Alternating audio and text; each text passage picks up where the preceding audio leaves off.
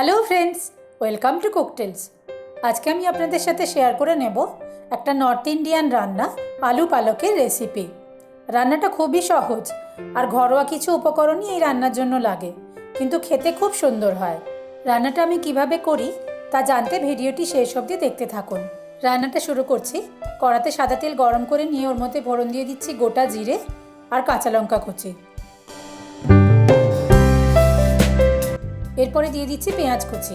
তারপর একে একে আদা আর রসুন কুচি দিয়ে মিনিটখানেক নাড়াচাড়া করে নেব। আমার এই রেসিপিটা যদি আপনাদের ভালো লাগে তাহলে অবশ্যই লাইক কমেন্টের মাধ্যমে তা আমাকে জানাবেন।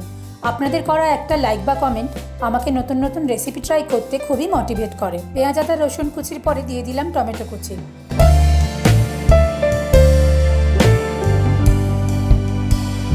স্বাদ মতো নুন দিয়ে টমেটোগুলো নরম না হওয়া পর্যন্ত নাড়াচাড়া করে নেব।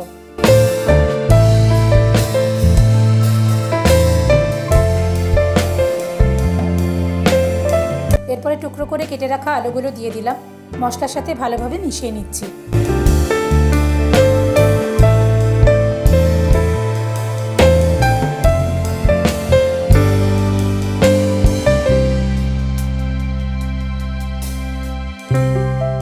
আলুগুলো যাতে তাড়াতাড়ি নরম হয়ে আসে এর জন্য কড়াইতে মিনিট 5 চাপা দিয়ে রাখলাম।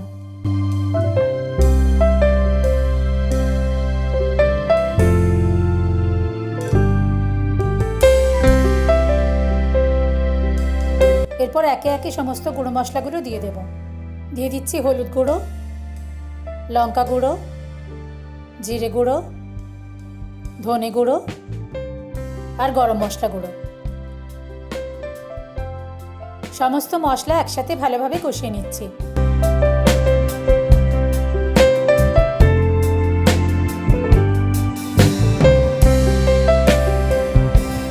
এরপরে দিয়ে দিচ্ছি রান্নার মূল উপকরণ পালং শাক বাটা।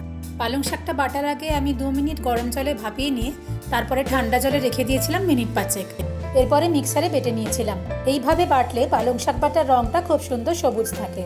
পালং শাক বাটাটা দেওয়ার পরে এর মধ্যে সামান্য জল দিয়েছিলাম যাতে মশলাটা কড়ার গায়ে লেগে না যায়। খুব ভালোভাবে এটাকে কষিয়ে নিচ্ছি।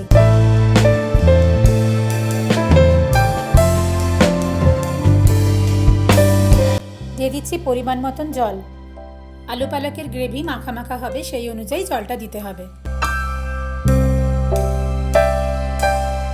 মিনিট 3-4 জন্য কড়াইতে চাপা দিয়ে রান্নাটা হতে দিলাম।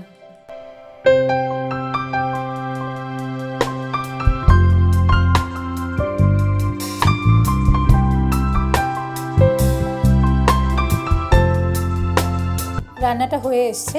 সবশেষে কিছু আদা কুচি দিয়ে গ্যাসটা অফ করে দিলাম। নামানোর আগে সামান্য কিছু আদা কুচি দিলে রান্নাটায় খুব সুন্দর একটা ফ্লেভার আসে।